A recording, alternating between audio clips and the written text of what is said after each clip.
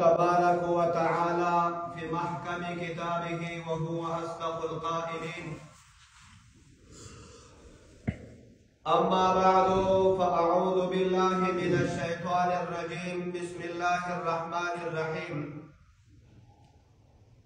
والعاديات ضبحا فالموريات قدحا فالمغيرات صبحا فأثرن به نقعا فوسطن به جمعا إن الإنسان لربه لكنود، أو كما قال الله تبارك وتعالى.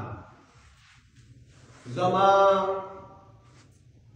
د دین اسلام مسلمانانو ورونو،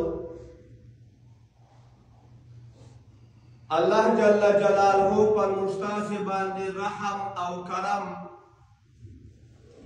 لوی نعمت چې د عدم نه وجود ته راوستلو، بل دا چې په 1,40,000 پیغمبرانو کې د جناب محمد رسول الله صلی الله علیه وسلم امتیان وګرځولو، او بیا د جناب محمد رسول الله صلی الله علیه وسلم په امتیانو کې هغه صفت چې الله جل جلاله پیغمبر علیه السلام ته ورکړی و چې هغه د هجرت د مهاجر لقب الله جل جلاله دا مشترک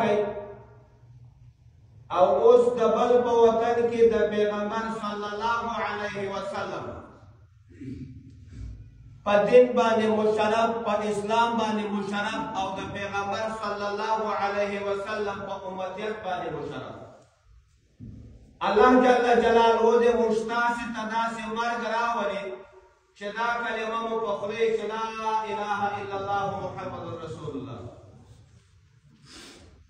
ما تاسو ته د الله جل جلاله د کتاب نه یو څو آیاتونه تلاوت کړل. په دغه آیاتو کې الله جل جلاله د آسونو د آسانو یو څو صفات ذکر کړي.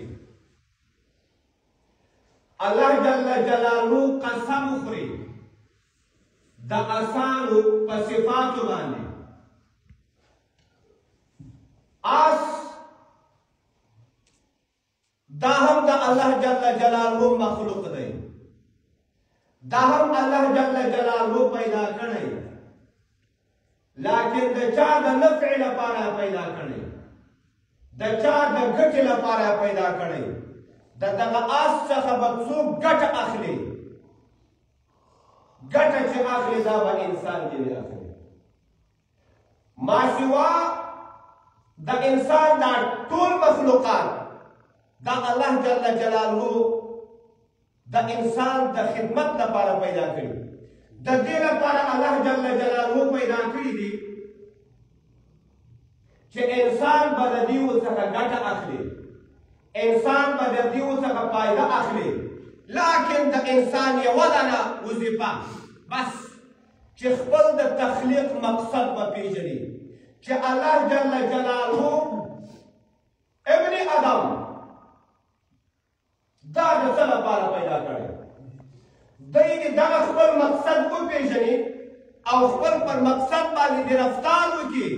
دا ټول مخلوقات دا الله جل جلاله د خدمت لپاره پیدا کړي. نو الله جل جلاله په 3 صفاتو د آسونو باندې قسم خوري. آس دا د الله مخلوق دی. آس ته چې کومه غذا ته ورکوي هغه هم د الله جل جلاله مخلوق الله پیدا کړي. که ته آس ته پلوړ ورکوي دا هم د الله پیداوار دی.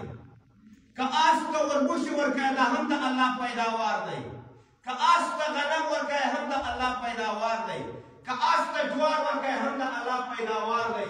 که آس ته هر خوراک ورکوي دا پیداوار د چا دی؟ دا پیداوار د الله دی. آس هم د الله